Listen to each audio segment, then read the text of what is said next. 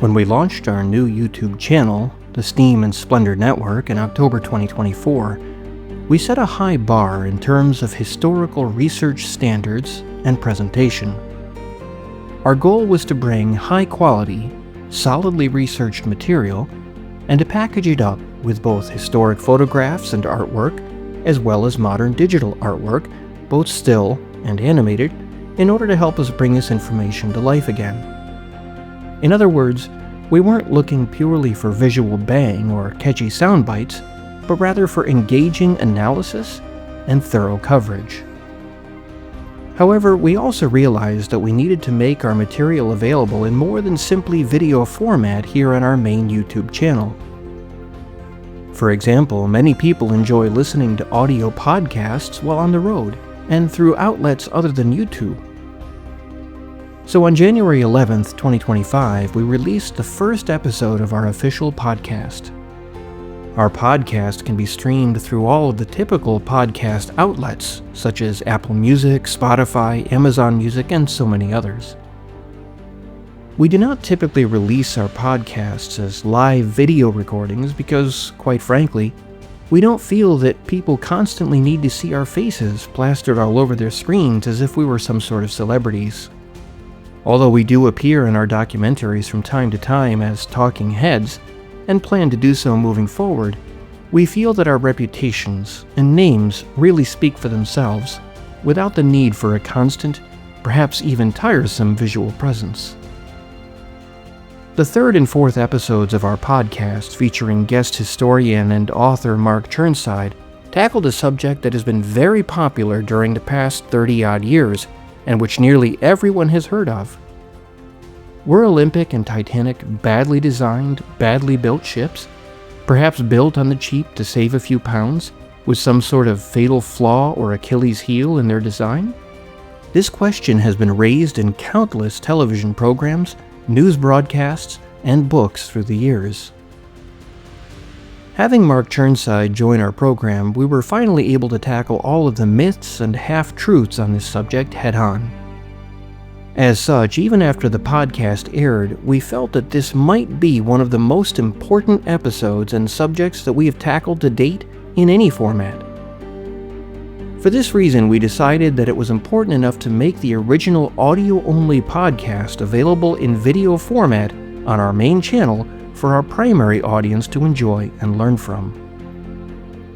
In this video episode, you will hear the original conversation released on the podcast, for the first time coupled with visuals throughout. Keep in mind, however, that this episode is not visually focused. Instead, we encourage our viewers to enjoy the audio presentation first and foremost. What you will hear in our informal conversation is a distillation of some 2 or 3 decades of research on the part not only of Mark Chirnside, but also on the part of members of our own team. We hope that you enjoy this video presentation and that you also choose to listen to our accompanying podcast from time to time.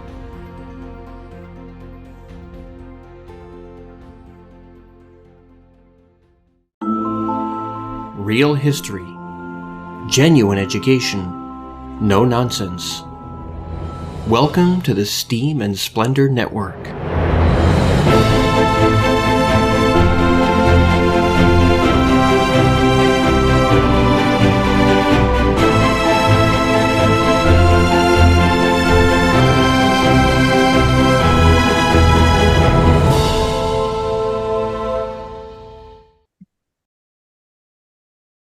Hello, everyone, and welcome back to the Steam and Splendor Network podcast. This is co-host Tad Fitch. I'm J. Kent Layton. And it's our great pleasure today to welcome on Mark Chirnside. We've known Mark for a very long time. He's been a researcher and collaborator for many, many years, and most of those individuals who are listening to this podcast are going to be familiar with one or more of his books, and rightfully so. Mark, thank you for joining us today, and I don't know if you want to say a few words about some of the books and projects that you've worked on before we launch into the subject at hand. Thanks, Tad. Yeah, it's great to be with you both. As you said, I'm always busy researching. I've always got some project on the go. Most recently, we published a revised and expanded edition of my Old Majestic book that came out last year, and signed copies are available from my website if anyone wants to get one. That's been hugely expanded on the original Majestic book, which has been out of print for quite a long time, and we've gone from 96 to 144 pages, so there's a lot of new material in there, and there's quite a bit of Olympic and Titanic overlap as well. Should be interesting for people. And I've got a few articles and another book on the way, so if people are interested, they can follow my website, subscribe to my blog, and you'll get all the latest updates. About a 50% increase on the Majestic book size there. That's impressive.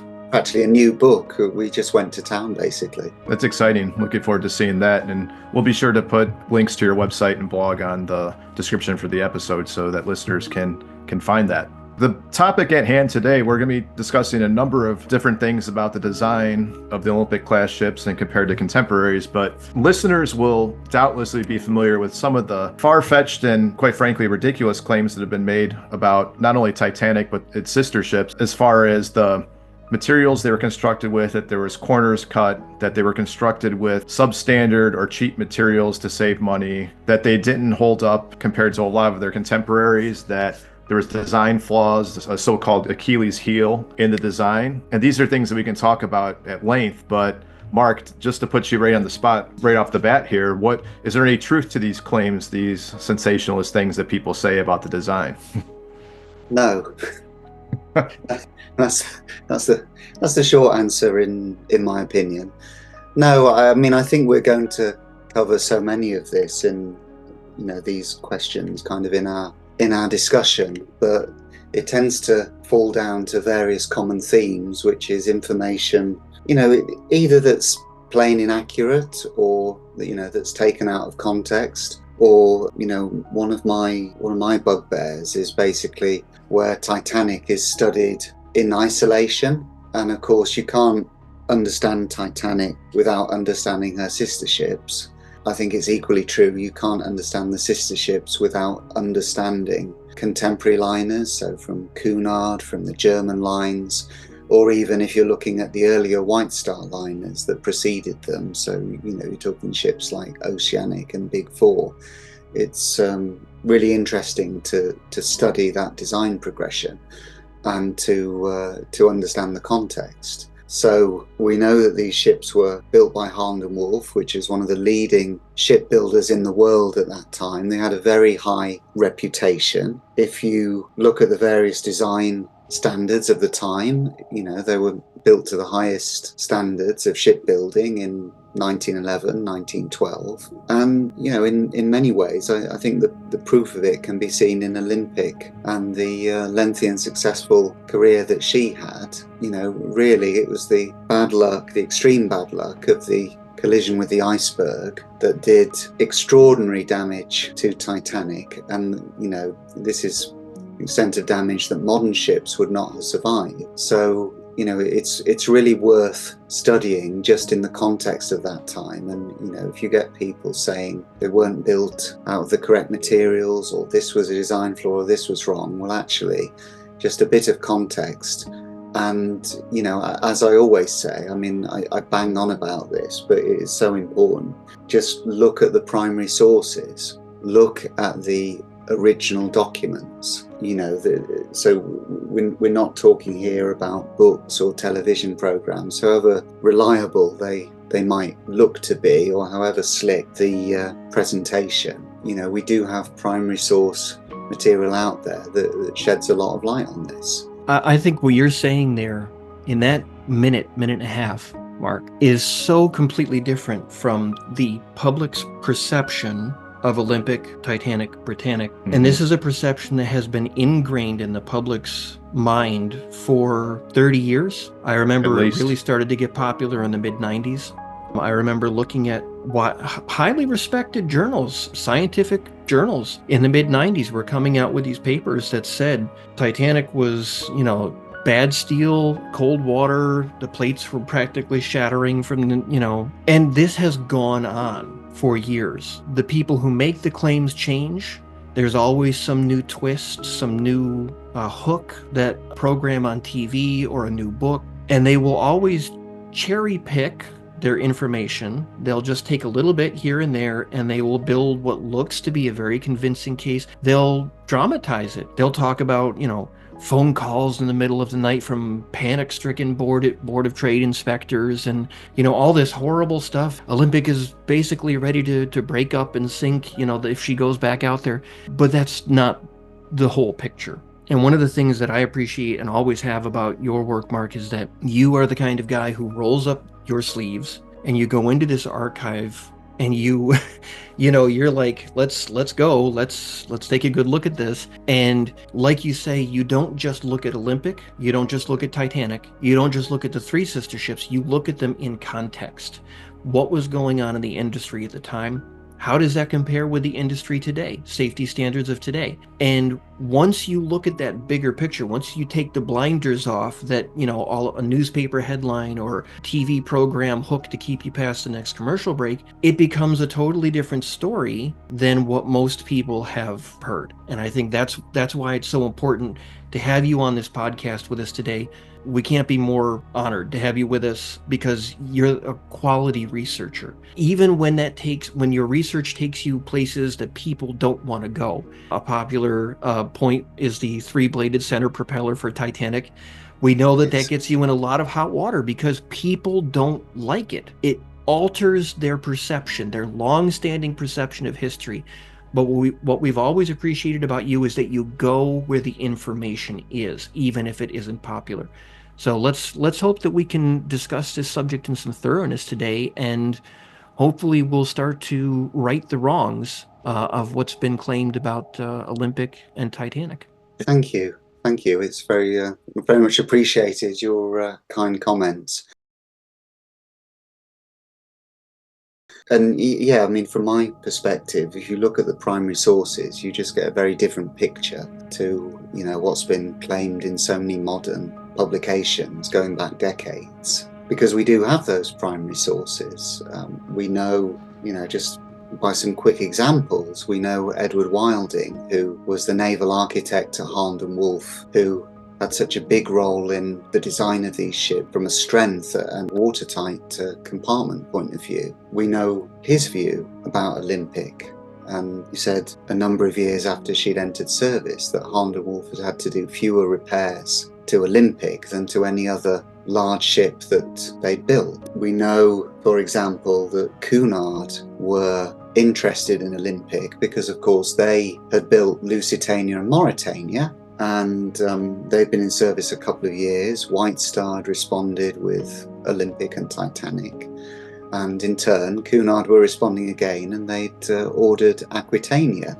So Aquitania was being designed, and of course they sent Leonard Peskett to travel on Olympic, to check out the competition basically. And I'm really pleased they did, because he filed a very detailed report that, has given us so much information about what it was like on board. But one of the things that he was doing was taking an interest in things like the propelling machinery, and he obtained plans of the ship and also studied the structural design, because they were putting into place the final structural designs for Aquitania. And Aquitania was being designed by him on behalf of Cunard, because they worked a bit differently. So essentially Cunard designed their ships in-house, and then they went out to tender, and there was a competition between shipyards, whereas White Star ordered their ships from Hand and Wolff and essentially outsourced the design work to Hand and Wolff. So Cunard were designing Aquitania. They had Lloyd's Registry, who they were working with, who were determining, whether the design was up to standard. And they also had John Brown's shipyard in Scotland, which built Lusitania, Aquitania, and of course Queen Mary decades later. So you've got Cunard, John Brown's, you've got Lloyd's Register, all collaborating on, what should the structural design for Aquitania, what it should be. And he did the comparisons. They went overboard on Aquitania. They really over-engineered her, I think, and you can see that in comparison to Queen Mary. But essentially they looked at it, and They thought, well, these are particular features, and we'll bring the design more into line with Olympic. So, these two ships were very similar in size, built to a very similar standard of strength. And again, that provides a point of comparison. And Aquitania was in service for, I think it was 36 years in the end. So she was quite a tough cookie as well. That's an interesting point, too, when you bring up Lusitania and Mauretania, because in the public perception, and it's been said in various TV programs throughout the years, Lusitania and Mauretania were much better built than Olympic and Titanic. They were building them basically like flyweight battleships. They were supposed to be armed auxiliary cruisers. They were supposed to be these legendary things. And yet, when you look at, some of the documents that we were looking through when we were doing the research phase of Lusitania and illustrated biography, all of these designers and shipyards, there was always going to be an exchange, a trade-off. How much you can build a ship that is really heavy, and you can put your scantlings so close together and so strong that, you put it in the water and the thing just sinks under its own weight. Or it's top heavy because it has too much weight too high up. So they're always looking for an exchange. Where's the balance between strength and it's too heavy? You're basically overbuilding it for what you need. And one of the things that we turned up just this past year is 1904 correspondence from some of the individuals involved in Lusitania and Mauretania's design, where they're considering, can we employ high tensile steel in a certain section of Lusitania's midships so that we can reduce the scantlings and save weight. And that is such a small quote. It's such a short letter, actual written correspondence that we found in the archives, and yet it completely turns the story on its head. Lusitania and Mauretania were not necessarily better built ships than Olympic and Titanic were. And in fact, the way Lusitania eventually sank in 1915, there's a very strong case to be made for the concept that although she might have had some advantages over Olympic and Titanic in certain areas, there was also a lot of disadvantage. And even Pesquet, who worked for Harlan and Wolff, later on said that they thought about doing wing compartments, for example, with longitudinal bulkheads on Olympic and Titanic. They looked at it and they said, that's dangerous. And in the end, he was right. Lusitania, the wing compartments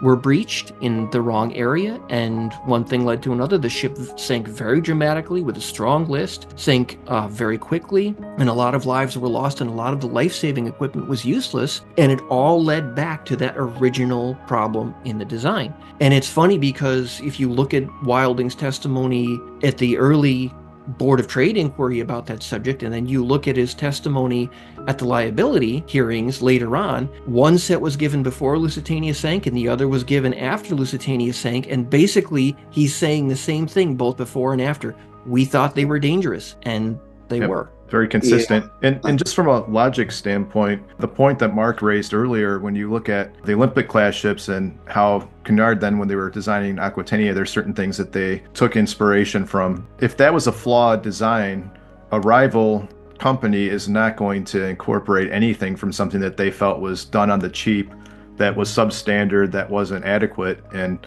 Olympic, its long career, speaks for itself. Late in its career, there was comments made about how well it had held up, and that's certainly true to a certain extent with Aquitania as well, but they're not talking about it being, wow, it's a miracle the ship lasted as long as it did. That's not something you see in any primary source documents at all. And I think that's one thing that has cropped up recently, because we've been pointing for a long time to the fact that Olympic was, it lasted a long time and it held up better than many of its rivals.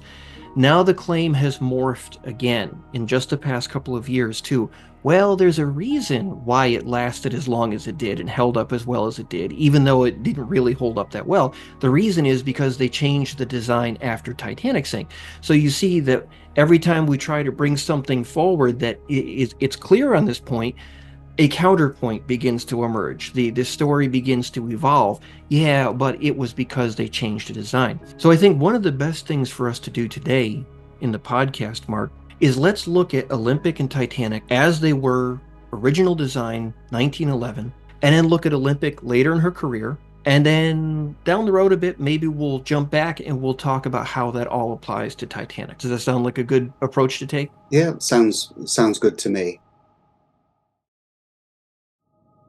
And I think so much of what's been said as well, I mean, the points you've just made, feed into what we were saying earlier about context. So if you take Lusitania's design, for example, then yes, they did use high tensile steel in the upper structure, and part of that was that by using this steel, they could actually use less material, and that would save weight essentially. And several years ago, we saw claims in the media that Olympic and Titanic were not built of the correct steel. They were just built of normal steel. They weren't built of special steel. And it's the kind of thing, again, taken out of context. The reality behind that is that Olympic and Titanic were built with steel which was up to the highest standards of the day. It was passed to Lloyd's Classification Society testing, even though these ships were not classed as Lloyd's. And there was a very specific reason that they used ordinary mild steel, which was common on all the large liners. And we know this because we know what Thomas Andrews said in 1910, and he was saying that they hadn't used high tensile steel. Essentially, he was commenting on the distinction with the Cunard ships and saying, well, the stability of these ships is so much greater than the Cunard ships that, the lightness in the upper works, the need to have that reduced top weight, as on Lusitania, it wasn't necessary on Olympic and Titanic because they were that much more stable. So you see claims in the media that, they're using an inferior steel. Well, actually, there's a very specific context to that. And again, we see it in professionals at the time. Fast forward to 1925. This was when the former German liner Bismarck, which became White Star's Majestic, of course, after the war, had suffered some severe damage, an enormous crack in a storm in that December of 1924. And they were working out, well, what do we need to do to repair this ship? And at that point, we have the most senior ship surveyor at the Board of Trade, which was the regulator, responsible for giving passenger certificates to ships and making sure they were safe to go to sea. He pointed out that he thought Olympic had been a successful ship from the point of view of strength. And we also know that the White Star Line and Harland & Wolff's engineers were giving some thought as to, well, how do we repair Majestic? And they got some advice from a consultant naval architectural firm in Liverpool who did some comparisons between Olympic and Majestic, and essentially they used Olympic as a benchmark example of a strong ship. And some of the calculations they did, well, they were saying, well, hang on, Majestic's about 20% weaker than Olympic. And it turned out that they needed not simply to repair Majestic, actually they rebuilt more than 200 feet of the strength deck. This was a huge repair job, but they actually had to not just repair the ship but strengthen it very substantially in order to bring it into line. So again, we have information from naval architects, from ship surveyors of the period, who are looking at the ship and using her as an example of a strong ship, which is really not what they would be doing if they had those concerns, like what is implied so often in the media. Now, the broader context, like with all ships, as Olympic got older, she did need various repairs and overhauls and so on. But it's that much broader context that is so important. It's not just a case of saying, this ship needed a repair. Actually, what is going on with other ships as well? And what is it that professionals of the period thought? Because we've got their thoughts. It's come down to us through the primary sources. And that's an excellent point, because I believe what happens, and it's not to entirely blame media, but when you mention stories about, this is built cheaply and that's why it broke, or it was a poor design, that's a lot more exciting of a headline than, hey, it had a long, successful career and nothing happened. Well, that doesn't catch people's attention, but it's very much true. And some of these stories in the news really play off of each other over the decades, because I remember the claims being made comparing the purity of the steel used on Titanic when they did those tests on it, and saying there was more impurities than there was in modern steel because of the smelting temperatures. Well, of course, because they didn't have the technology they have now for furnaces. So it's just like you said, the context is lacking a lot when these claims are made.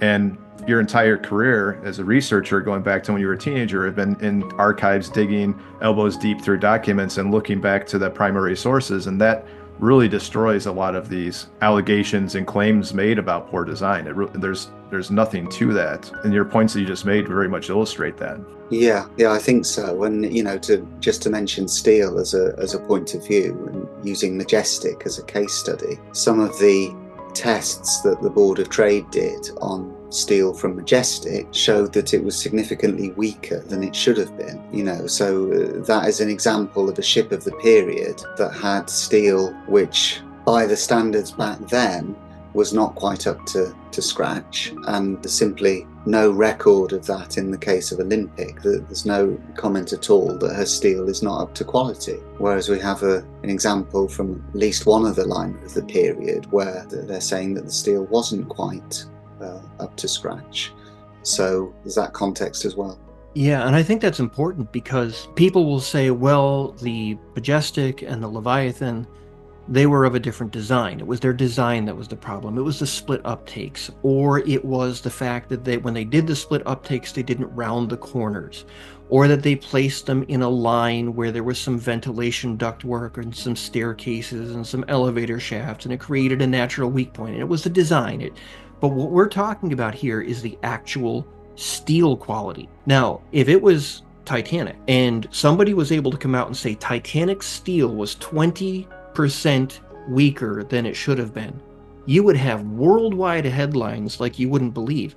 But because it was Majestic, no one really cares. See, Olympic and Titanic were so popular, they're taken completely out of context, but they were built from basically the same batches of steel, same steel quality, same initial design. By the same workers, same craftsmanship. Yes, same workers. So, same exact shipyard. I think because of the claims that Olympic's structure was so changed after the Titanic disaster, it's always important to go back and to try and find out, how did she behave during her first season of service, let's say. And I think one bellwether that all of us kind of, wow, what an impressive thing she did, is that winter storm in early 1912. Mm-hmm. So this is original Olympic. This is, the same practical design as Titanic. There were a couple of changes implemented after this winter storm, but let's take a look. Let's think for a minute. How did Olympic fare during that massive winter storm? How bad was the storm, and how did Olympic hold up?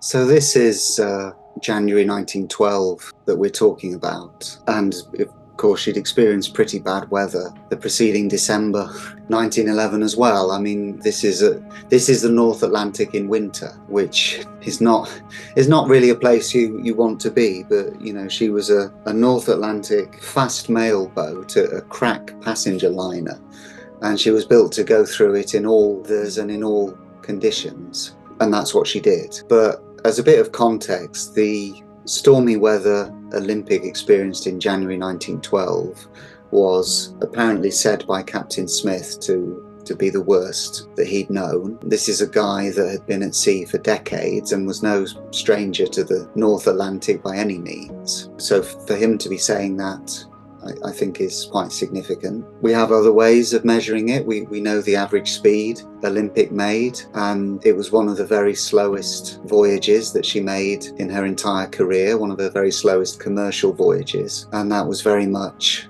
because the weather conditions were so bad and her progress was simply slowed right down. You had huge waves coming over the bow. You had hatch cover, which was essentially ripped off. Well, it's probably not quite the right term, but it dislodged, however you want to call it, and was then carried over and deposited in the forward well deck. She was really battling the worst that the North Atlantic could throw at her, and she came through it safely. She came through it fine. But what Harland and Wolff did, and this goes back to something Edward Harland said in the 1870s. They were constantly looking at their ships in service and saying, well, actually, how can we improve? It was a philosophy of and a practice of continual improvement, basically. And they decided, as a result of Olympics experiencing this storm, to make some relatively minor changes fore and aft. And this was to do, in some areas, they slightly increased the number of rivets on particular seams, and they also added some additional plating, that what they referred to as straps. And essentially the purpose of these modifications, and we can see from the primary sources, it was treated very matter-of-factly. It was very much routine. Got a Board of Trade survey essentially saying, the shipbuilder has had experience with Olympic, and they therefore decided to make these improvements. And the view was essentially that this was intended to prevent what would otherwise become a maintenance nuisance in future.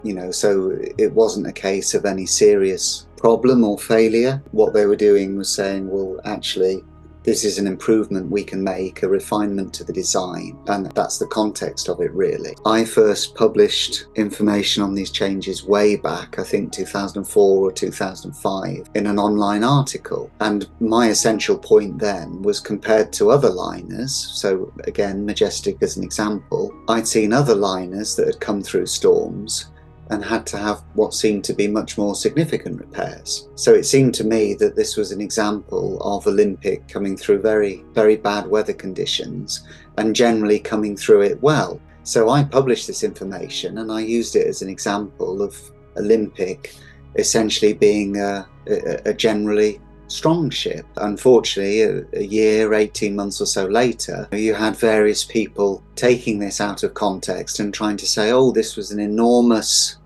problem, conspiracy, the ship wasn't built strong, all this stuff, and just not taking it from context. And again, that's what captured people's imagination. It's with conspiracy theories, so often they're based on something that is factual. It might be the Olympic Hawk collision, which we know happened, but they'll take something as a starting point, and it's just not having that broader context.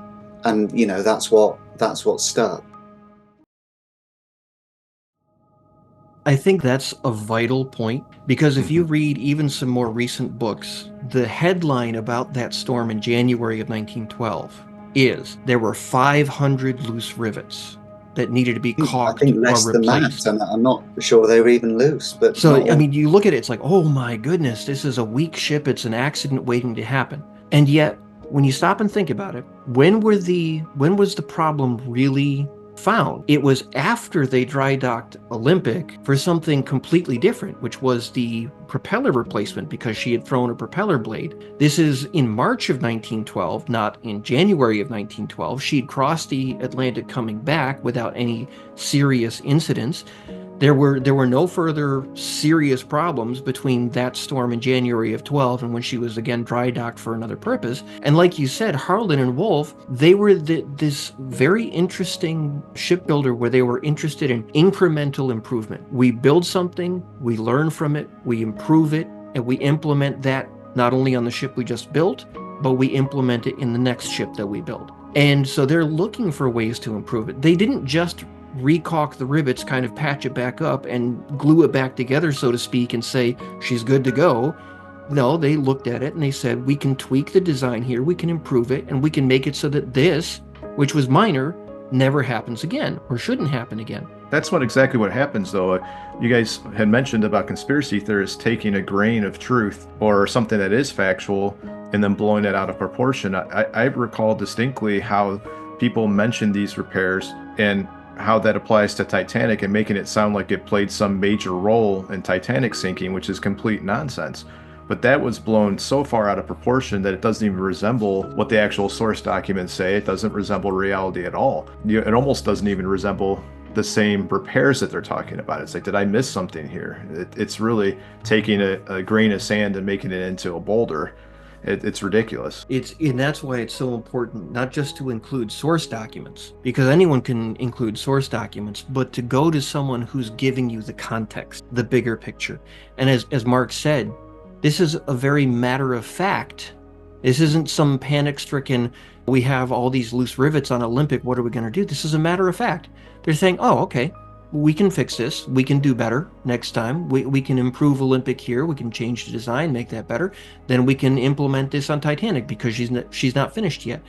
And so what you have is an improvement to the design, and it actually happened in pretty much the same exact area where we know Titanic, the collision with the iceberg, one of the areas that was damaged during the collision. And one of our fellow historians and researchers who's been around Titanic for many years, I know he was involved with a project, Park Stevenson, where they went in and they said, well, did this change? Did this improvement make it weaker?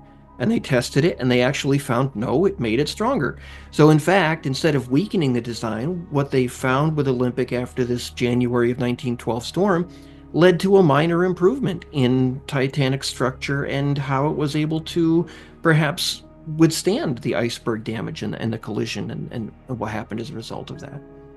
Yeah, and I think so often, I mean, this is just the reality of practical shipbuilding. The idea that they've got a good idea of what works so far. They've got all that experience of the ships they built, and it's just about applying that practical knowledge. Because, again, this is the sort of thing that Cunard were looking at. Because around this time, they were designing Aquitania, and one of the things they were looking at was particular riveted joints in the bottom plating, and they were saying, well, what do we need to do? And essentially they had plans for Aquitania which were showing treble riveted landings. So generally speaking, the more rivets was taken as the better. So treble is better than double, and quadruple is better than treble, and so forth. That's the general way of thinking. And they were comparing, well, what's happened before? So they looked at Lusitania and Mauretania and said, well, they've only got double, but they've been in service 4 years, no sign of weakness, so double has been fine in those cases. Looked at Olympic and Titanic, well, what have they got? Oh, they've got treble. So again, it's something that is common to all professionals of the period. If you're talking about shipbuilders and making their ship designs, they are looking at that broader context. They're looking at their rivals. They're looking at, well, what are they doing? They're looking at ships they've built previously. Well, what's our experience so far? How has that gone? How has it worked? Holland and Wolff, in many ways, they were incremental in the approach they took. From a construction point of view, it's probably the ship's displacement or weight that is more significant than gross tonnage. Gross tonnage, of course, is nothing to do with weight. So I know it says tonnage, but it's not. So what we're talking about here is displacement, which is the actual weight of the ship and everything on it when she's fully loaded. So Olympic and Titanic displaced 52,310, I think it was, tons when they were fully loaded to their designed load draft. If you compare that to Adriatic, for example, that Holland and Wolff had built a couple of years earlier, she displaced nearly 41,000 tons. So huge leap in terms of gross tonnage. But if you start looking at other measures such as the depth of the ship, or if you're talking about the overall displacement or weight, actually it is more incremental. That is a significant increase in size, but it's very much like what the Shipbuilder Journal said in 1914 when Britannic was launched. They were saying, well, actually, going back to Oceanic, you can see the progression of the North Atlantic passenger liners that Holland and Wolff were building. It was a steady progression and increase in size. So, in many ways, they were feeling their way forward. They were taking those steps. They did have a very good general idea of the kind of strength they needed and the structural design that they needed to use on these ships. And Edward Wilding's approach was to build in additional strength. And his approach actually was not just to make that strength commensurate with the greater size, but actually to make it more than commensurate. So they were saying, well, we don't want to run any risk that a little additional expenditure is going to resolve. And that's an interesting point too, getting back to Wilding with the original design of the ships. One of the things that Wilding brought out afterwards, after the fact, is that when you talk about the extra weight of these ships, how heavy Olympic and Titanic were, Wilding pointed out in his testimony that when they had originally designed them, they wanted them to sit on a single row of keel blocks when they would go in for dry docking. And because of that, they had to build in extra strength to Olympic and Titanic's hull, so that when they drained the water and all of that weight is coming down on the single line of keel blocks, that it's not creating any stress points where you're going to have a problem with the structure of the ship. So I think, as you point out, they were very much aware. They weren't just flying blind into the unknown. They were taking, here we've got 100% of what we know from the ships that we've built before. We're going to add maybe 20%. And we're going to add this much strength over and above that, so that we know that we're on solid ground. Again, that incremental approach. Let me ask you this, Mark, in all of your archival research and everything you've gone through, how did the scantlings, the structure, the strength of Olympic and Titanic as designed in 1911, 1910, how do they compare with many other ships of that era? Okay, well, even ships of a later period as well. If we look at the general structural design of these ships, it is very similar to their rivals. So whether you look at Lusitania, Mauretania, Aquitania, if you look at some of the ships being built for the Holland America line, or for some of the German lines like North German Lloyd, they were having ships built that were in the mid-30s in terms of gross tonnage. I'm not sure what the displacement was, but they were having pretty large ships built as well. And there is such a similarity. So if you're looking at things like the hull plating, so this is the steel plates that form the skin of the ship, essentially, they're all built to a very similar standard. Olympic and Titanic are bang within that range. There are some weird numbers for the German ships because, of course, they were working on the metric system, whereas in the UK they were still on the old imperial system, which we still are today all too often. And essentially you saw, if we just take hull plating as an example, I think the thickest you got was about 1.1 inches. Olympic and Titanic was 1 inch.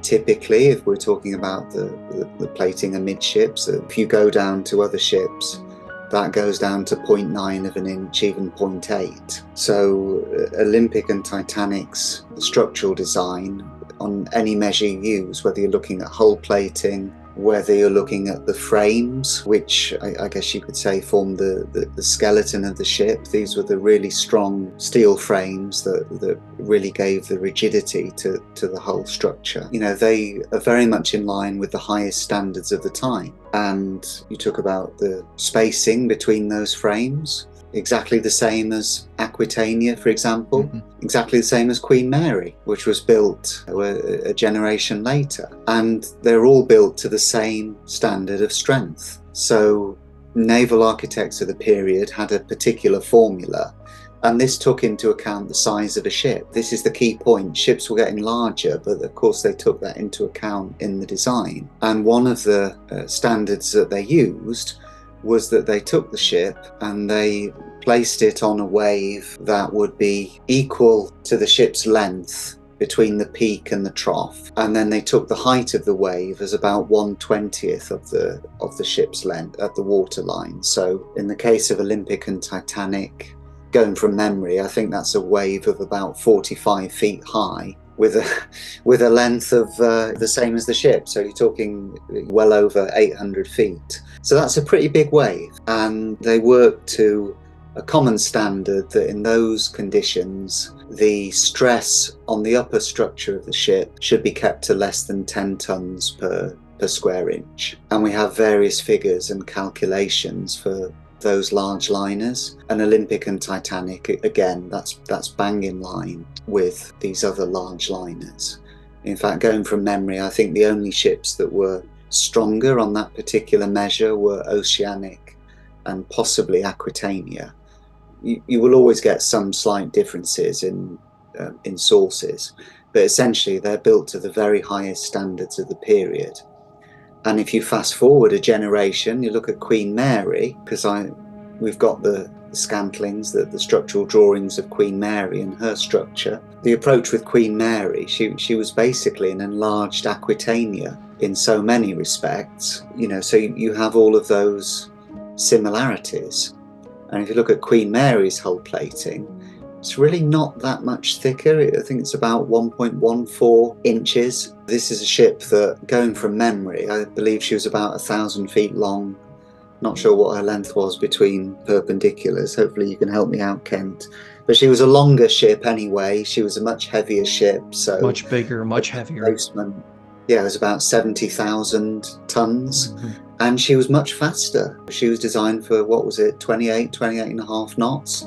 So you've got those huge dynamic stresses by the ship going that much faster. And yet those details of the structure, they're really not that different to Olympic and Titanic. And what I should have said earlier is that comparison with Lusitania and Mauretania, for example, they're designed to go quite a bit faster. Much faster, and to hold 6-inch naval guns that weigh many tons, and to fire those guns, and to not be destroyed by the recoil of that kind of naval gunfire. You're talking about a very different purpose, especially in time of war, and yet the designs are relatively on par with each other in many ways. Let's hit a couple of other points that are very popular, especially these days, about Olympic's original design. Let's talk about panting for a moment, Mark. This is a word that's used a lot about Olympic supposedly panting when she was on her trials in 1911. In all of your looking through all of these archives, have you ever actually found the original reference where someone actually wrote, "We observed Olympic's hull panting, we have a problem here," or words to that effect? No one has produced any primary source documentation to that effect. I haven't found any. So it's popular, it's oft repeated, but we can't frequently find the original source. Well, I mean, this goes back quite a number of years now. These claims were made by various people, but no evidence was ever produced to back it up. And in fact, it was specifically claimed that the evidence was at a particular archive. I made inquiries at that archive because, that's what I do. The archivist essentially said, well, as far as they're aware, they don't have any material fitting that description. So no one's produced any evidence, any documentation that was the case. We probably should say, just in terms of a definition, I mean, there's probably a fair few people thinking, well, what on earth are they going on about? A good point. We're not talking about someone that's out of breath when they've gone running, or we're not talking about anything. This has got a very specific context in naval architecture, and essentially it's when a ship is typically plunging into a head sea, and panting is where there is a tendency, I suppose, if you imagine a concertina or an accordion, or an accordion, that even better. So that's probably not, that's a reasonable analogy for what it is, but essentially it's where there's that tendency on the hull plating on the sides of the ship to be exposed to those stresses because the ship is plunging into a head sea or it's pounding. And naval architects of the period were aware of that, and they took precautions to prevent that. And we do have primary sources about other large liners of the period where it says that they were panting and that therefore remedial repairs were undertaken. That's not something that's ever been found for Olympic, to my knowledge. So even though it's claimed often, even though it's repeated all the time, you have never been able to find those documents, and you have searched for them, and you have asked the archivists at these places where these documents are supposed to be. Archivists who, I have a hunch, some of them at least you're on a first name basis with, perhaps because you're going in there so often, at least to some of these archives, the more frequently visited ones, and yet you can't find that information. So it appears in the books, it appears in the programs. Olympic was panting during her trials and everyone was concerned about it. Well, this is a key point. If you look at how this information has been presented publicly, you can hardly blame people with a casual interest, or they're starting to dive into original research but aren't quite researchers or historians yet, but they're starting to go down that pathway. The way this has been presented over the years, as you guys said, by more than one individual and seemingly very credible, you can hardly blame somebody for believing that, especially when they don't really know the context. But it bears repeating to be cautious and not to take something at face value without really going back to the source documents, because it really can sound credible, and the people that are saying it present it in such a way that it does sound factual, that this is established, and that's not always true. Yeah, exactly right, Ted. Let me ask you another question, Mark, that comes up a lot, especially in the last 15, 20 or so years. Expansion joints. We hear a lot about Olympic, even before Titanic sank in those first season of service or so, that her expansion joints were insufficient. There were signs of weakness and strain in her superstructure. And let's briefly, very simply, for the common listener that may not understand nautical terms in great detail, what is an expansion joint? What is the superstructure as opposed to the main part of your hull? And how does Olympic's issues that are documented, how do they compare with, say, other ships of the period? Does the redesign of these expansion joints mean that it was a weak ship in 1911, that Titanic was weak in 1912? Let's take a look at that. Yeah. Well, no is the short answer. And yeah, I mean, the definitions are important. So we're talking about shipbuilding and we talk about the ship's hull. We're talking about the main body of the ship, essentially the ship's structure, what gives it its body, what gives it its strength. And if you look at a photo of Olympic or Titanic, essentially the hull is the black painted lower part of the ship. Now, there is an exception for that, sea deck. So sea deck is part of the hull, but is the lowermost white painted deck. So it's painted white and it almost looks like it's part of the superstructure, but it's not. So on Olympic and Titanic, the uppermost deck that was part of the hull was C deck, the shelter deck. And then what we call the superstructure is essentially all of the deck houses on B deck, A deck, the boat deck. And the distinction here is that the superstructure is not designed to the same standard of strength as the hull. So the ship's hull is enormously strong.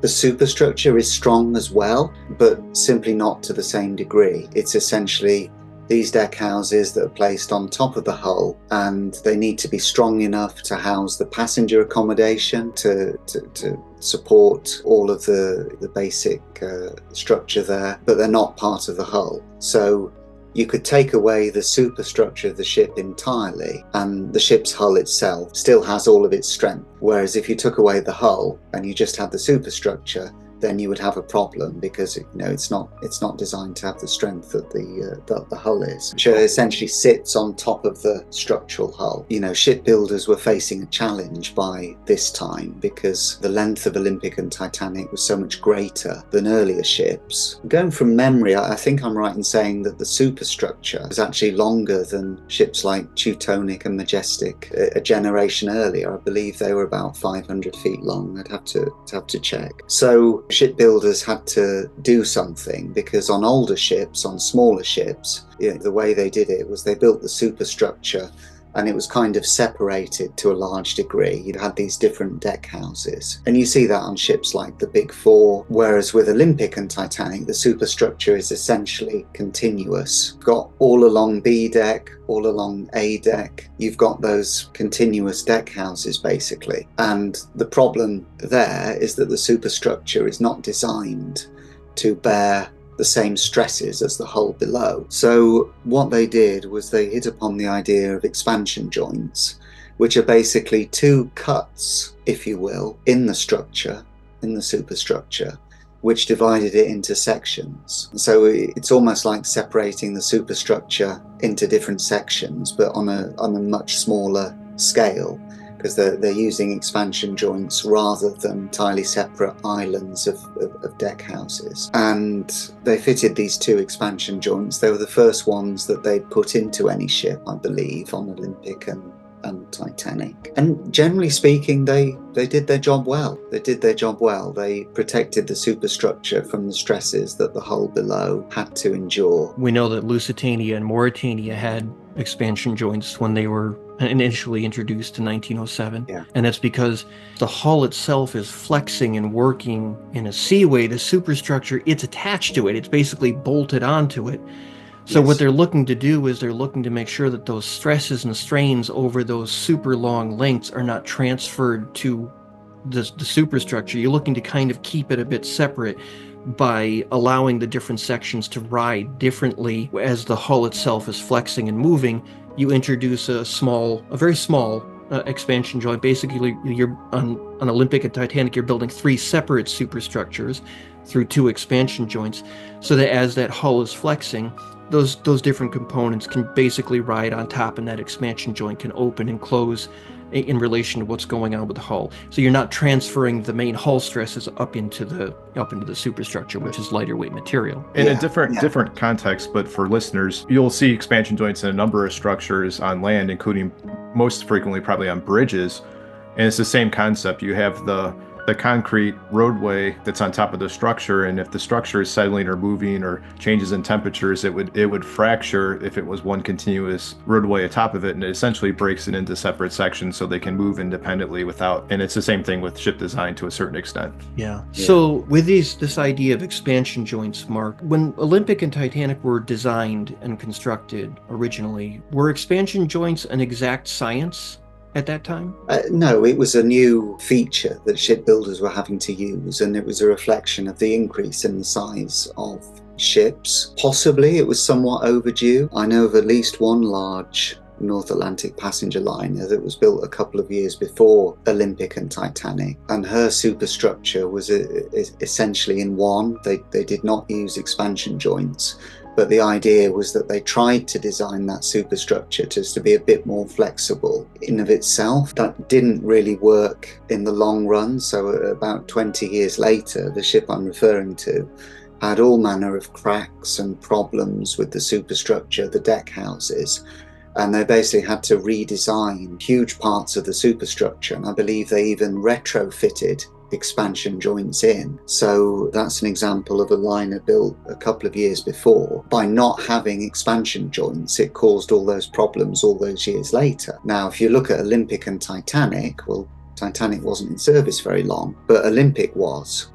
And essentially, those 2 expansion joints, they basically did their job. Olympics were in place for the whole of her career. Configuration on Olympic was never changed. However, this goes back to what we were saying earlier about Harland and Wolff. They were always wanting to improve. And over the winter of 1911, 1912, those huge storms, that really bad weather Olympic encountered, Harland and Wolff came to the view, well, actually, we can improve this configuration somewhat. And that's what they chose to do on Britannic. So in the case of Olympic, they found that some of the deckhouse windows near to the expansion joints just had some slight cracks in the corners of those windows. It wasn't anything of a major problem, but essentially the superstructure was just working a bit more than they'd initially expected. We know from Board of Trade surveyors who surveyed these large liners over many decades, they said, well, it's virtually impossible to prevent that kind of thing on these large liners. So it wasn't a huge problem, and Olympic never had any serious issues in terms of that throughout her whole career. But Harland and Wolff were looking to Britannic's design, and they seem to have decided, based on that, we will add an additional expansion joint into the superstructure. And what they also did was they added a 4th one, because on Britannic, the aft well deck, which was open on Olympic and Titanic, and effectively in that sense, it's almost a huge open space. It's better than an expansion joint because it's completely open. But on Britannic, they decided to enclose it, so they fitted an additional or 4th expansion joint there. So again, it's part of that progressive improvement in shipbuilding, and the evidence is that that was something that was decided on before the Titanic disaster, because we know Harland and Wolff were already aware and they documented sketches and so on. This has happened on Olympic. It's not a huge concern. Olympic was never changed, but they could do better on Britannic. So that's what they did. And so I think there's a number of nuggets, flashpoints of what you're saying there, Mark, is that number one, it wasn't unusual for ships to have some signs of fatigue or flex in their superstructure, especially in the area of these expansion joints. It was a new relatively new concept. They were still figuring out how to implement it. And also, the changes that were eventually made to Britannic were made before the Titanic disaster, so it wasn't that's evidence. That's That's critical. critical. It's not like they sat there and said, Edward Wilding in some sort of mysterious cover-up, Titanic broke. It must have been the expansion joints. We have to redesign it. It was before Titanic sank, based on what they were seeing after that first winter of service, which was extremely harsh on Olympic. Yeah, that's my view. I mean, I really wish we had access to more of the detailed documents like we do for other ships like Aquitania, because you can pinpoint things down a lot more precisely. But yes, we know that Harland and Wolff were aware the configuration could be improved. That was before the Titanic disaster. We know in February 1912 Edward Wilding was making changes to Britannic's plans in terms of what we mentioned earlier, those minor changes to Olympic and Titanic. So, we don't have a specific date where it was definitely decided this is what we're doing, but I think all the signs or all points to it being early in 1912 that they came to that view. The thing about expansion joints, I think people just seem to misunderstand the purpose. And that's important, because the way this has been contextualized and presented to the public is that this change was made because there was some sort of serious flaw with Olympic and Titanic, and that's why Titanic broke. And I think it's a gross misunderstanding that an expansion joint not being designed properly would not have caused a massive hull failure like what happened during Titanic sinking. And that was, of course, because the forces on the hull were more than it was ever designed for. But it really has been taking that factual information about Olympic and Titanic's expansion joints being revised and updated for Britannic, the way they were progressing with it, and making it sound like there's something ulterior motive to fix a major problem that isn't there. Exactly.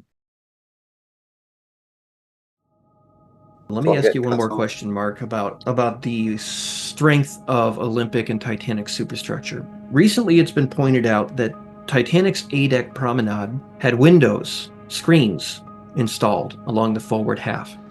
And it's been suggested that these screens were installed as part of an effort to combat weakness in the superstructure. Basically, the claim is these screens, these windows, added a lot of strength to the superstructure where it was known to be weak. So they had a real problem on their hands, and this was a desperate attempt to fix the problem. Does that claim hold water? I don't buy into that argument at all. I mean, essentially, these screens, they were perfectly strong enough to hold the windows, but so much of that is the windows. It's not actually that much in the way of new material or extra steel that's being put in. I think the reason that the A-deck promenade was enclosed was essentially they were thinking, well, we've lost B-deck on Titanic because that huge enclosed promenade space on Olympic was now converted into additional restaurant and stateroom accommodation on Titanic. So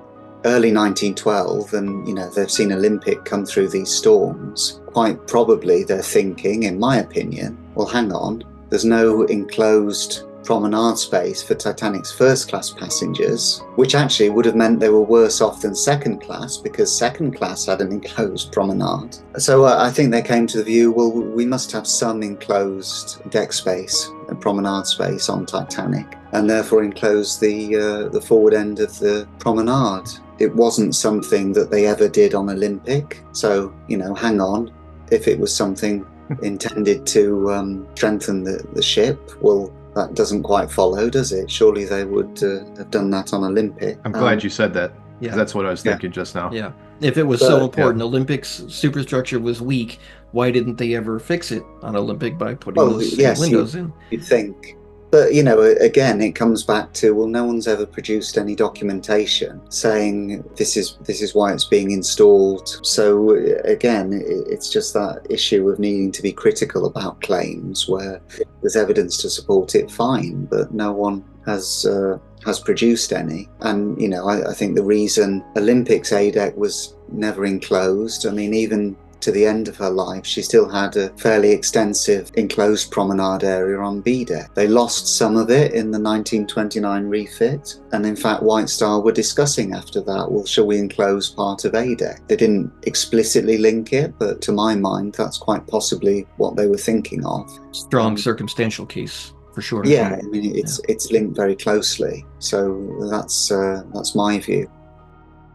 So at this point, we've extensively discussed Olympic and Titanic's original design, 1911, 1912. We've talked about expansion joints, we've talked about hull panting, we've talked about weak superstructure, we've talked a lot of early stuff that would apply directly to Titanic. Let's fast forward now to after Titanic, because most people that know a thing or two about the Titanic disaster and about the Olympic class ships, they know that after the Titanic disaster, after Edward Wilding and Harlan and Wolff and White Star personnel were listening to all this testimony of where the water was coming into Titanic and how fast it was rising and what the damage pattern looked like, they know that after that, there were significant alterations that were made to Olympic and later to Britannic. This included the raising of watertight bulkheads. This included on both ships the introduction of an inner skin, which ran parallel to the outer hull and which prevented iceberg damage or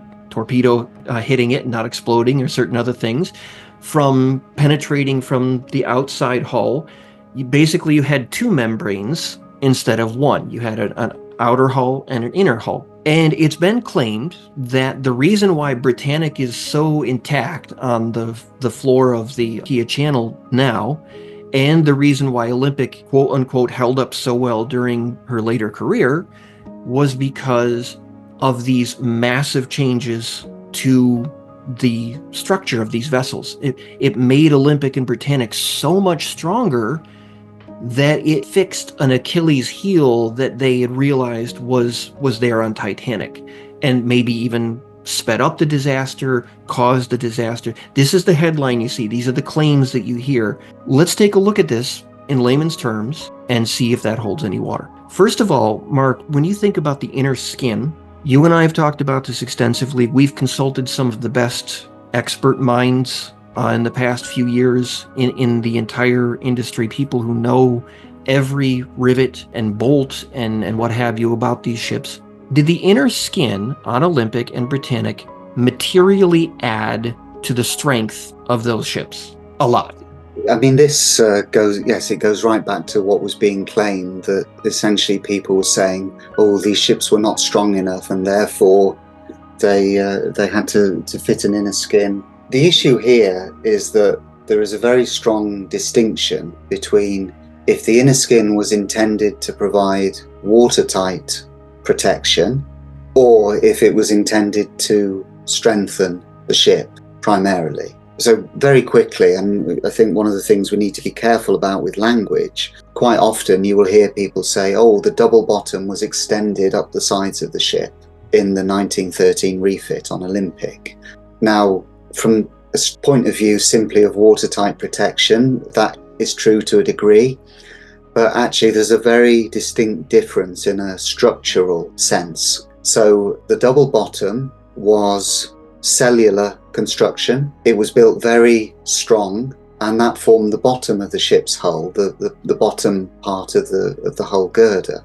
So a key part of the double bottom was not just to provide protection if the ship grounded, but it was also there to provide a very significant amount of strength to the ship's hull. Now, in the case of the inner skin, so this was plating that was fitted on Olympic in the 1913 refit, and essentially it was along the length of the boiler and engine rooms.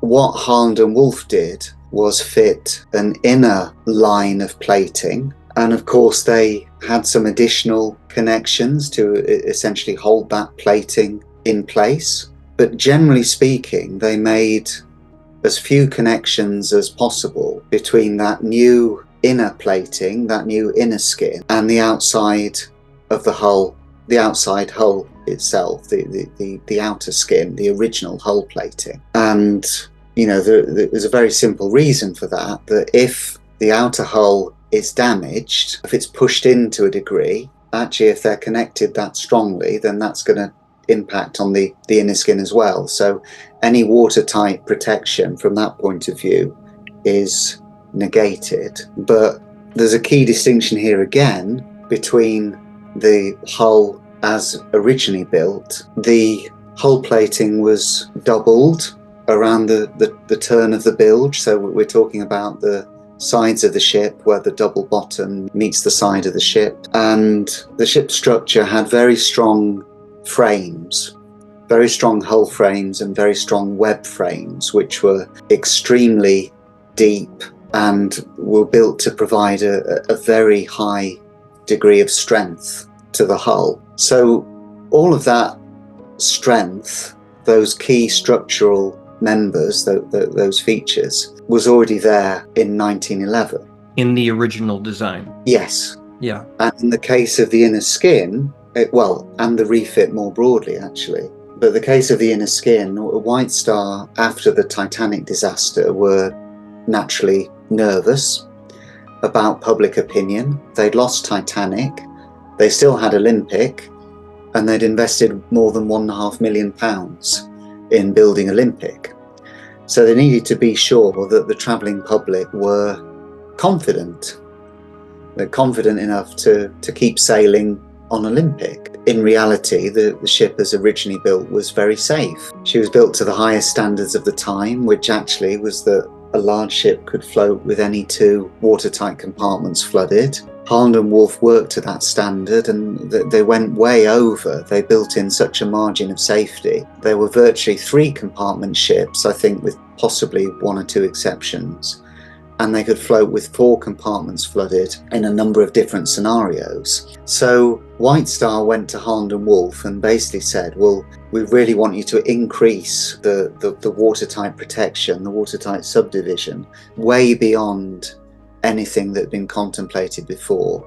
And it was a knee-jerk reaction, basically. It was largely for publicity purposes, I think. And Edward Wilding admitted that. He admitted privately, a key reason for fitting that inner skin was the White Star Line wanted it so that they could advertise. Even after the Titanic disaster, he said, well, I wouldn't personally recommend, or Holland and Wolff wouldn't recommend, an inner skin in new ships. There are a number of reasons for that. I mean, it does provide a degree of watertight protection, but it's not going to protect against a really deep injury. Right. It would have protected Boiler Room 6 on Titanic. Mark, I think you're absolutely right, though, with Wilding, his opinion on that, because there's a number of advertisements that were put out. What they say, I think it was the brand new Olympic or some wording along those lines that they were using in the ads. They were really playing up that it was altered. And Titanic shook the world. So if you have 2 or 3 of ships of the same class, and one of them goes out and strikes an iceberg in the middle of the night and sinks, and nearly 1,500 people lose their lives, you can look at it and all the tech guys can say, well, this was a 1 in a million shot, probably would never happen again. But if you don't take steps to reassure everyone that it can't happen again, you're going to have a white elephant on your hands with the first ship. And why bother finishing the third ship? Because people aren't going to trust that design. Rightly or wrongly, that's the perception. They needed to be Titanic-proofed. They needed to be iceberg-proofed so that that same thing couldn't happen again. And I think, when you're talking about this inner skin, it had to be watertight. So yeah, there had to be connections, there had to be caulking, there had to be riveting. Photographs that, Harlan and Wolff's photographers took of them installing this inner skin, we know exactly what it looked like. But if it was supposed to add strength to the hull, if the hull itself had been deficient in the initial design that Olympic entered service with in 1911 and Titanic sank with in 1912, there were ways where you could tie that inner strength, inner plating, into the structure of the ship to make it stronger. And they didn't do that. I was talking with someone a couple of years ago about, well, if you're going to use this for strength, you want to tie it in at the base at X, Y, and Z point. They tied it in enough to make it watertight, or else why put it in? But they didn't. There were certain things for strength that they could have done that they didn't. And indeed, when you refer to Wilding saying, I wouldn't recommend this on necessarily every other ship, there was another, so to speak, Olympic-class liner that very few people have heard of, and that was the Justicia. It was built very much along the same lines as Olympic and Titanic, but it was built to a slightly smaller scale for, was it Holland America was the initial orderer of it, or? Yes, it was their Startendam that was being built, and she was completed as Justicia during the war. Justicia. Yeah. Built alongside Britannic in the gantry by the same workers in Harland Wolff. And essentially, she was a scaled-down Olympic-class liner. And what's amazing is, good to his word, when Wilding said you wouldn't necessarily install an inner skin on every ship, Justicia never had an inner skin.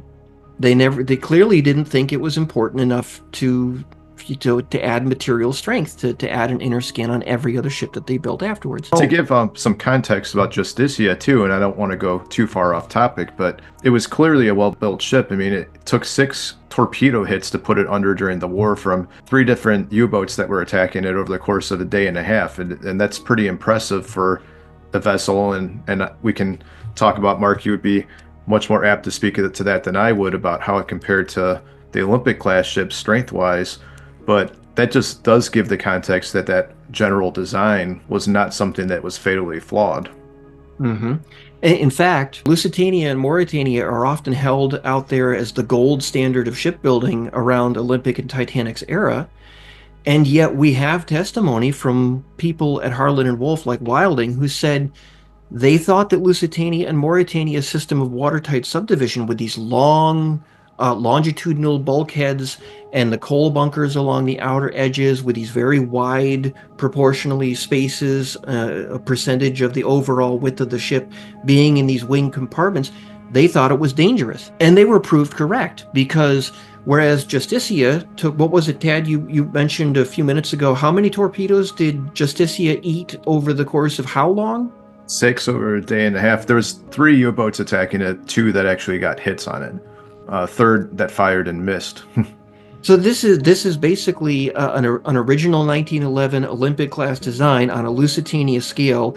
She's taking 6 torpedoes over the course of a day and a half before she finally gives up the ghost and sinks. But Lusitania is hit with 1 torpedo, immediately and dramatically lists over on one side to 15 degrees, and as we all know, sinks in 20 minutes or less. It is an incredible thing, you know, when Lusitania and Mauretania are held out as the gold standard, how much better the Olympic-class design was in many ways in terms of practicality.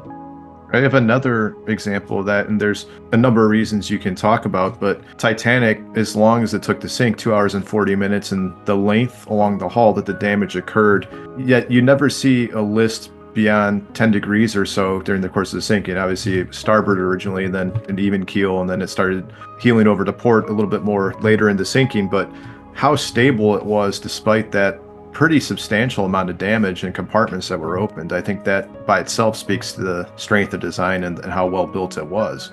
It was most shipwrecks are not stable. You see so many that they will capsize, or like in the case of Lusitania, where it really quickly took on a 15-degree list and interfered with the ability to load the boats on the one side of the ship. So that comparison, it's not exactly one-to-one, but I think it's important to note that even when fatally stricken, it still was relatively stable in the water. Absolutely. And in fact, you fast forward to 2012 with the Costa Concordia.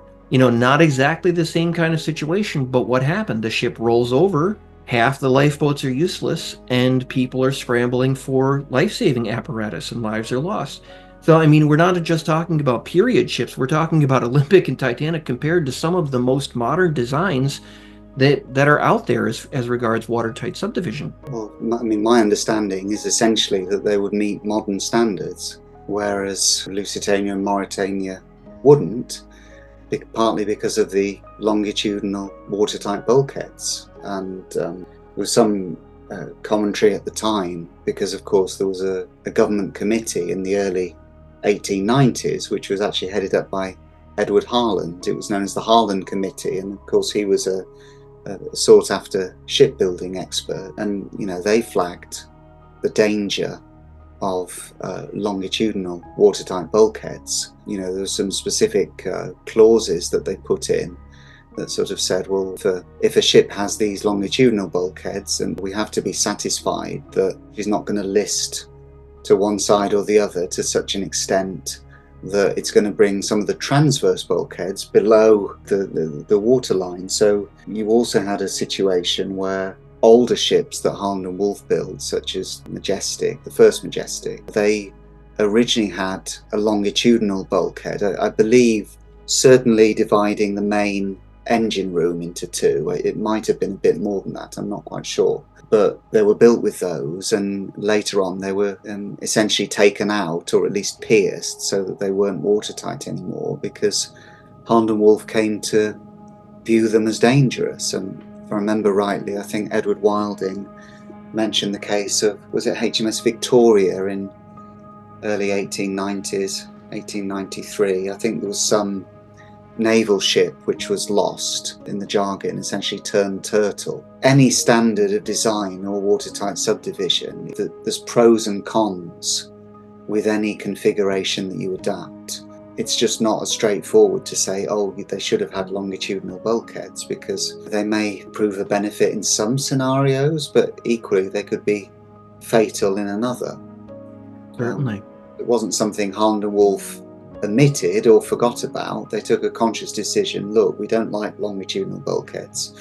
We think they're potentially dangerous. And that's what it turned out to be in so many cases. And Cunard were aware of that. Leonard Peskett, who was talking about Aquitania's lifeboats in 1911, and he was kind of saying, well, hang on, if the ship's sinking and has got a list, half the lifeboats might be out of commission anyway. And I think that definitely were proven right by the historical record on that. And you look at when Mauritania was almost lost with the coal hedges. I mean, that was like something simple that it almost sank because of flooding. There's a number of ships, if you look at the 5,000 ships that were sunk during World War I, and all manner of designs and watertight subdivisions on those, if you go through the record. But there's a lot of them that do heel over or list to the point where they can't be evacuated effectively. And that's really seems to bear out, though, that that's not a good design. Yeah. Let me ask you another question, Mark, because it's been claimed recently that when you look at the strengthening that was done to Olympic's watertight bulkheads and Britannic's bulkheads subsequently, you look at those, the transverse bulkheads, the main bulkheads that so famously failed to save Titanic.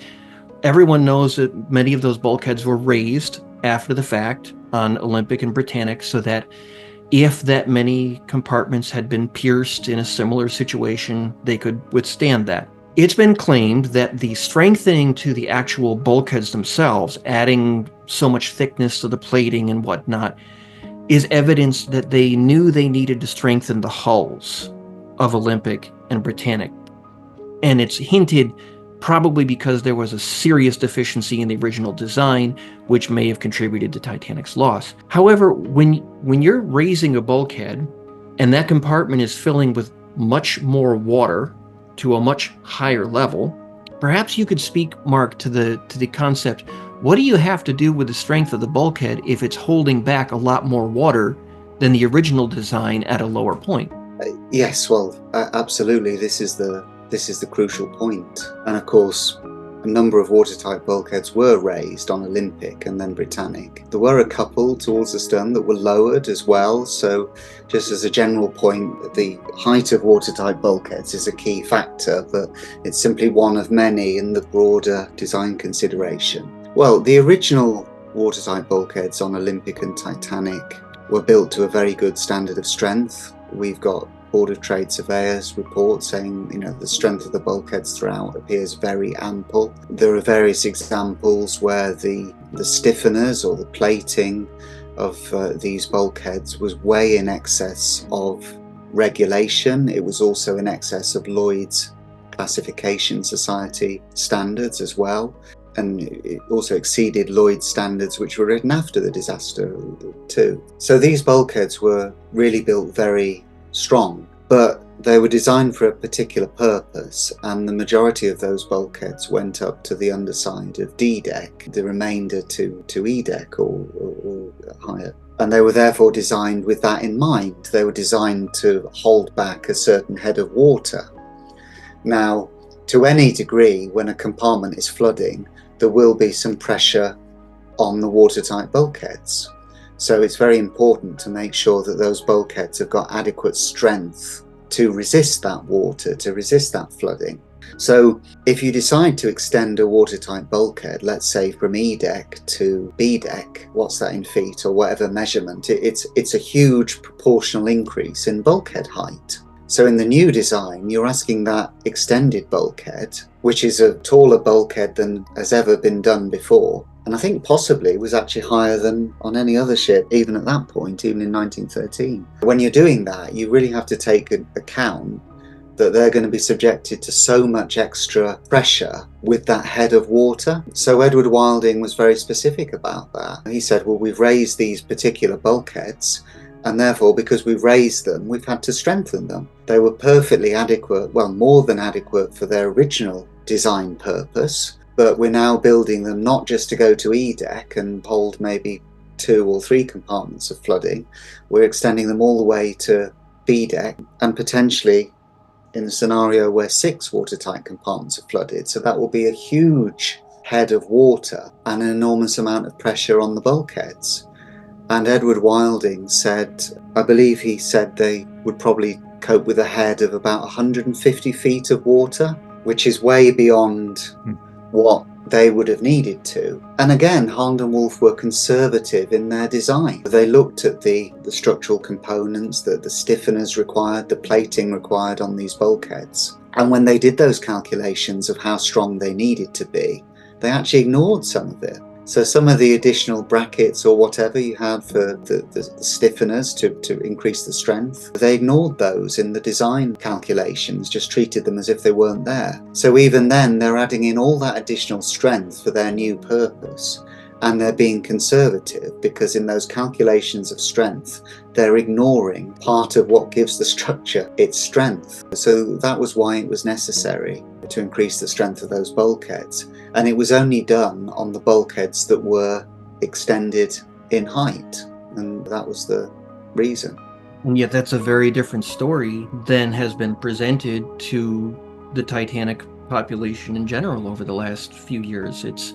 The story is, they realized the bulkheads were weak, they realized they had a problem, so they strengthened the bulkheads.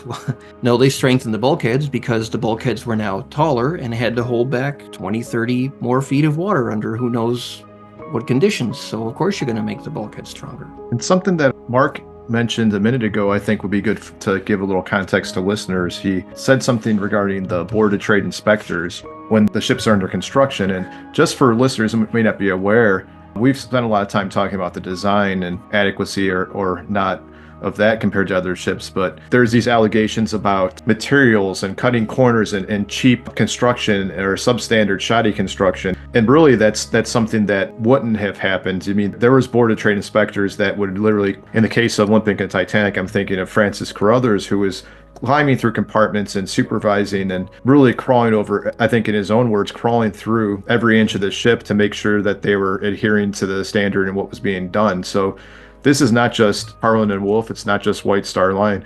You had the Board of Trade inspectors who would be overseeing construction. So this isn't something where somebody could say, hey, I'm going to save a few dollars by cutting this corner or that corner. It's something that they had to meet a certain standard of the industry as oversaw by the board.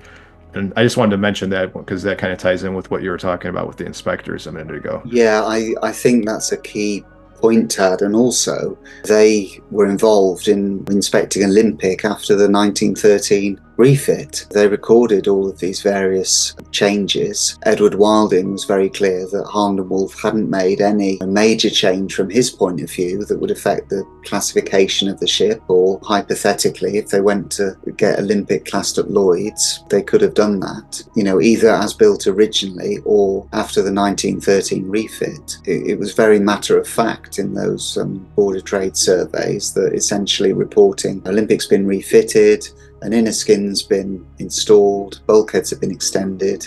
This is it. There's nothing in there to indicate they ever saw this as a strengthening exercise. There's no comment to that effect. Yeah. And so often people will say, well, the Board of Trade, they were just lackeys, they were not really doing anything. But if you look at the original correspondence during construction of Olympic and Titanic, Carruthers, whom Tad referred to, and his other on-site surveyors, they had to approve the drawings. And there were instances, there's real correspondence between Carruthers and his guys and the home office of the Board of Trade where, like with the collision bulkhead on Olympic and Titanic, they said, no, Harlan and Wolff is wrong. This is the wrong calculation. We need to build it better. And they would forward that up the chain of command to their superiors. And then their superiors would call Harlan and Wolff on it. And they would say, prove it. If your design is not up to our standards, you have to prove why it works. What are we missing here? And Harlan and Wolff, you look at the correspondence, they would submit the calculations for the pressure that would be exerted on the bulkhead, the strength of the bulkhead, how high the bulkhead went, where it was stepped. They would submit that to the Board of Trade. And guess what? In the end, the Board of Trade looked at the calculations and said, yes, these calculations work. This design is correct. And so they certainly had the authority to step in at any point where they were nervous and say, this is not up to par. It wasn't portrayed in the media or some miniseries that have been very popular over the years where J.P. Morgan owned the White Star Line. He was bankrolling this whole thing of Olympic, Titanic, and Britannic. And so he sent his guy out there to go on scene and say, I want you to cut some corners on these ships because I don't want them to get too expensive. And they could just do that willy-nilly without any oversight. This was classified. This was inspected. There were real people whose job was to go in and say, is this right? Is this wrong? Is it built the way it was designed? Is the design up to par? And it go out there with a hammer, and they would be tapping on the steel plates, inspecting the portholes. What kind of portholes do we have here? What kind of windows do we have here? Is this space too big, too small? Anything. And there were points of contention where they would go and they would say, no, this isn't right. And then Harlan and Wolff would prove that they were right. And then they would say, yep, the numbers work. And I think this is just, the whole thing has just become kind of turned around in the minds of so many because of media portrayals that these ships were just built on the cheap. Let's substitute the next grade down of steel and the next grade down of rivets, and we don't need to build that strong or that strong. It's too expensive. And good old J.P. Morgan, the American financier, is going to start complaining if the bill runs too high. That was not the way it worked at all. Yeah, it wasn't a rubber stamp situation. And I'm sure that both of you have had this experience where some of the documentaries you've been involved with or interviews where that's something that people want to talk about and ask quite frequently is about the quality of construction, the quality of the steel, the very things we've been talking about today. Yeah. So let's continue our fast forward of post-Titanic briefly, Mark. Let's try to summarize this for our listeners. We know that Olympic suffered some issues later in her career, whether it was her stern frame, cracks in the stern frame, certain things that sound relatively serious, cracks in the hull plating around the edges of certain windows or whatnot. And these tend to be played up in the media. This is a bad design. You can see the evidence of it right here. We talked a little bit about this earlier, about how Olympic fared compared to her peers. But based on looking at all of these Board of Trade surveys from not just Olympic, but Majestic, or Leviathan, or Aquitania, or in later years Queen Mary, which we know that experience with Olympic, they even said that experience with Olympic would help to form how they would design Queen Mary after the fact. How does Olympic hold up? I think so often, we keep coming back to this, don't we? It's this whole issue of context. So if we take the stern frame as an example, people might not be aware, but Olympic was involved in a collision in 1924. She was backing out of her New York pier and collided with another liner. Subsequent blame was assigned to the other ship. It wasn't Olympic that was at fault. Nonetheless, there was a collision, and following that collision, whether it worsened something that was already there, but certainly it was a very strong amount of force, and as a result, Olympic stern frame was later replaced. Had it not been for that collision, I don't think that would necessarily have been needed. I think that's more seen in the context of collision damage. And if we go ahead to, let's say, 1931, the only time that there is ever really any concern of any extent about Olympic is early in 1931, and again after a very heavy winter. So 1930 going into 1931, very bad weather on the Atlantic. We see other ships like Aquitania coming into port, have encountered very bad weather and they need repairs. And Olympic needed various bits of primarily welding work because there were a number of cracks apparent, generally at the bottom of portholes. So we're talking mainly on sea deck, and you're talking very small fractures, something like half an inch in some cases, going up to a bit more. And about half of the portholes needed, well, the vicinity of the portholes needed repairing. And virtually all of this was just in terms of welded repair, so essentially to rebuild that material. There were a small minority of cases where they added additional steel plating, so this is known as doublers, to provide a bit of additional strength in specific areas. But essentially, the Board of Trade's responsibility was to make sure the ship was safe to go to sea. Because if the ship goes to sea and there's a problem, well, they've allowed the ship to go to sea. It's their responsibility. So naturally, you expect the regulator to be extra cautious. That's it. They're doing their job. And they were a bit wary of these repairs because they were thinking, well, you've done these repairs in these particular places, what's going to happen in the long run? Will you then need to do repairs elsewhere? So there was essentially a debate going on between professionals in the industry, ship surveyors, engineers, naval architects. What is the nature of the repairs that are needed? And the Board of Trade erred on the side of caution, whereas the internal view that the White Star Line were given by Harland and Wolff was that the repairs they'd done would essentially prove permanent. And the essential distinction here is whether it's a very localized weakness or a more generalized weakness. Now, if it's a generalized weakness, which is what the Board of Trade feared, yes, you would need to do much more extensive strengthening or repair work. If it's a localized weakness, you don't really have to do that because you do those local repairs. And essentially what seems to have happened, I don't think there was any general deficiency of strength. What seems to have happened is that over a period of about 20 years, there is a very thin strip of metal in effect.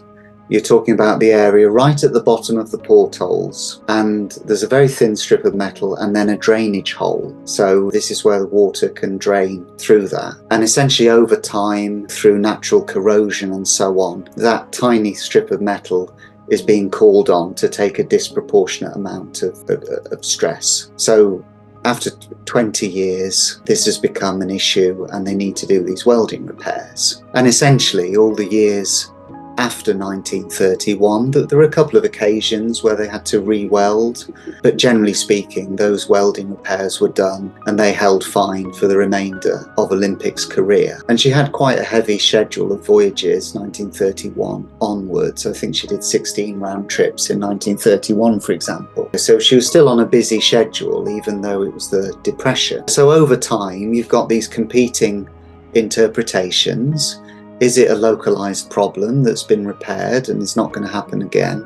Or is it the more general weakness the Board of Trade feared? White Star and Harland and Wolff were confident it wasn't. I'd suggest Olympic's subsequent history essentially proved them right. But as a counter-argument, even if we say the Board of Trade's interpretation was right, I don't think it was, but let's say for the sake of argument that it was a general weakness, they didn't identify, as they did with other ships, any specific design fault. In fact, they said, hang on, the designs for the new Queen Mary and her hull are quite similar to Olympic. And they were also attributing the need for these repairs, not to anything Olympic specific, but one of the things they said was that Olympic has had particularly hard service out of her peer group. So whether that's that she's in service virtually the whole war, she wasn't laid up to the point that other ships were. Maybe they were thinking in terms of her schedule. Maybe they were thinking of the fact that she was actually driven a fair bit faster than she was originally designed for. The engine power output was about 20% more than what was designed over a sustained period. So they didn't give an exact reason, but they were very clear that they thought Olympic had had particularly hard service, and also that the design of Queen Mary was very similar. Mhm. So that's the context. Even if you interpret it as a general weakness, which I don't think it was, based on the survey evidence, they're not screaming, oh, the hull plating isn't as it should be. They built 1 inch doubling and it should have been 3 or whatever. There's a recognition that Olympic is built very much in line with other ships, that the new designs for Queen Mary are similar. So again, it's about seeing that broader context and not just saying, well, they needed to do these repairs to Olympic, and not look at repairs that were necessary for other ships, because there were lots of other examples. I mean, I could drone on Like for the ages. German ships, the Majestic, Yeah. suffered that massive. And what we're talking about here is small cracks around portholes in the side plating that were discovered during an inspection. We're On not Olympic. talking about on Olympic. Well, we're not talking about what Majestic and Leviathan suffered, which was at sea hull failures that were described as sounding like a cannon going off, where the strength deck from port to starboard failed and the crack continued around the edge and went down the top strakes of the hull plating, which is a major component of Very your significant. box girder strength. Yeah, And it's by the top of the comparison, hull basically just fails. it just fails. Not just one, but both of them. And in fact, I find it interesting, the timing, that Leviathan, the second hull failure in 29, I believe it was, is Yeah. not that long before the inspectors are going at Olympic and saying, we need to make sure we don't have a problem here. It's almost as if you can kind of see the train of thought where they're saying, Majestic had a problem, Leviathan had a problem. Here we see a possible indication of something going on with Olympic. We need to be extra careful to make sure we don't have a hull failure moving forward. And Olympic never did. These were very small things that had developed over the course of 2 decades. And of course, we all know what saltwater likes to do to steel. And Yes. after rough service, which is absolutely right, and you gave a number of examples of that, how it had been outside of what it was originally designed for, and, Yeah. and not the best maintenance necessarily during the war years either. No, and that's the contrast, because if you take Majestic as an example, she suffered that serious problem in December of 1924. Now, she only entered service in May 1922. The 2.5 years. Basically 2.5 years of service in Majestic's case, rather than more like 20 in the case of Olympic. And essentially, Holland and Wolff had to get to work. This was a German-built ship, but of course, being allocated to the UK and White Star, it was Holland and Wolff that did the repair work. They basically had to rebuild about 230 feet of the strength deck. They took out all the original plating, put in thicker plating, doubled it.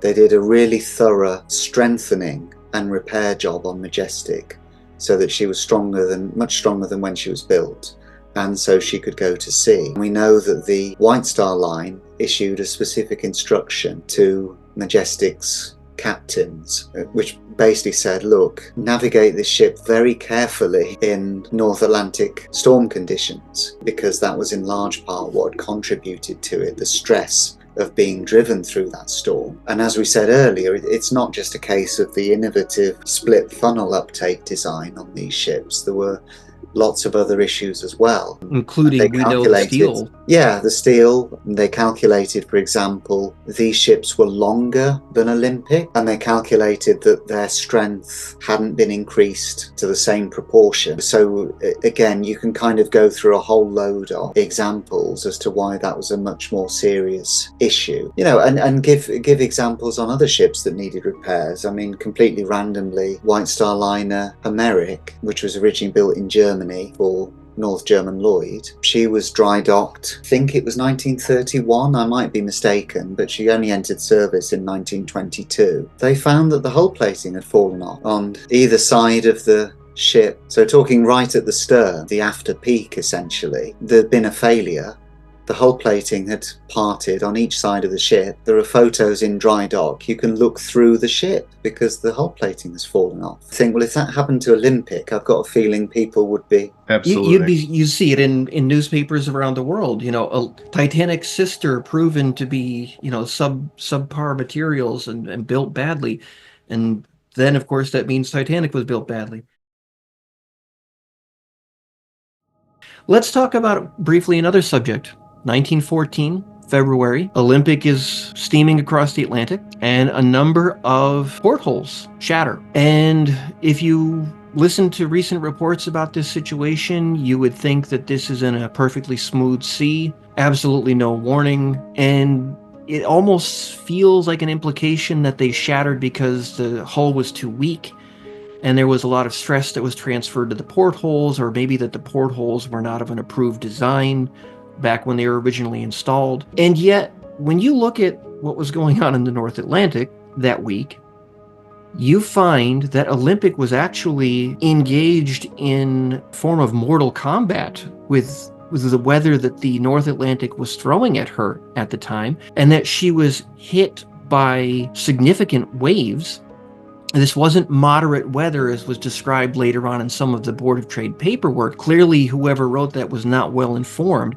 This was one of these storms that the North Atlantic is famous for. And indeed, if you look at other ships that were out there around Olympic at that time, La Provence, a French liner, La Provence probably is the best pronunciation, the German ship Kaiserin August Victoria, or the Megantic, all of those ships arrived in New York around that same time with smashed decks, fixtures, broken lifeboat, railings that had been torn off. Indeed, the Megantic had cabin skylights and ventilators that were destroyed by these mountainous seas. And Oceanic was out there at the same time, and her captain, Harry Smith, not E.J. Smith, who had died on Titanic 2 years earlier, her captain on the Oceanic said it was the worst storm that he had ever experienced at sea. So this also gets to it, when you're looking at the paperwork and these forms that are filled out by these surveyors, you have to look at not just what they're saying in this report, but you have to go back and say, what were these ships actually experiencing out there? Was this really moderate weather conditions? Or was this one of those situations where the North Atlantic is embroiled in one of those major storms, and this is just par for the course on the North Atlantic, no matter what ship you're in? This goes back to what we talked about in our first 2 episodes of the podcast, where you have to take the greater body of information and not just rely on one piece of information out of context and assume that that tells the whole story. And you're right. I know the information that you guys were able to dig up regarding the damage to other vessels that were on the sea at the same time. That's a piece that if you don't dig for that and you just read one piece of documentation, you're missing the greater picture, and then that could have all sorts of other implications other than what really happened. Yeah, absolutely. So we've discussed in great detail and very, very interesting, Mark, the information that you've discussed, the design of the Olympic class in the context of other ships of the air and even ships that came afterwards. So to summarize for our listeners, since we've gone through so much information, there's these accusations that Titanic or the Olympic class had an Achilles heel or a fatal flaw in the design. What does the historic record say, in summary, about how they compared to their contemporaries and also ships that came afterwards? Yeah, I think fundamentally these were very strong ships. I think they were designed by Wolff, who were one of the premier shipbuilders in the world, to the very highest standards of the time. They exceeded by considerable margin the standard of watertight subdivision required. As built, they were very safe ships. It's simply that Titanic suffered damage far beyond what even a modern ship could survive. I think in many ways their watertight compartment design was better than Cunard ships such as Lusitania and Mauretania. And I think we have a record of Olympic in service, whether you're talking about Wolff, represented by Edward Wilding, or most senior ship surveyor to the Board of Trade, or consultant naval architects, looking at Olympic and saying she's proved a successful ship in terms of strength. They're using her as a benchmark example of strength. I think that both at the time and in retrospect, Wolff did a very good job. It's that sad reality that for Titanic. She was such an unlucky ship. If it wasn't for that collision with an iceberg, she'd have had a long, successful career. It was a fundamentally safe design, but she was brought down by an awful lot of bad luck.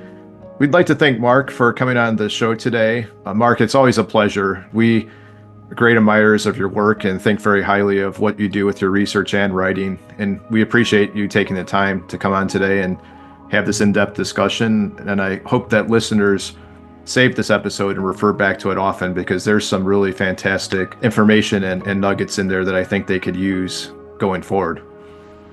Absolutely, Mark. I think you and I, we go back probably about 20 years since we first touched bases and talked. Not long. Yes. It's amazing how the years pass, but it's always been a privilege to work with you. It's been an honor to work with you. Someone who actually looks at so much data so dispassionately, with apparently no shortage of attention span, and is really interested in the big picture and how these headlines that are generated, how do they translate to the reality that was on the ground at the time. And so it's always been a privilege working with you, and it's great to have you on the Steam and Splendor Network with us on our podcast. So thank you for joining us. And to listeners, we can't recommend highly enough to pick up copies of Mark's books. If you haven't, you'll learn something on every page. Yeah, any book that he writes on any subject, if he writes it, we recommend it. It's going to be well researched.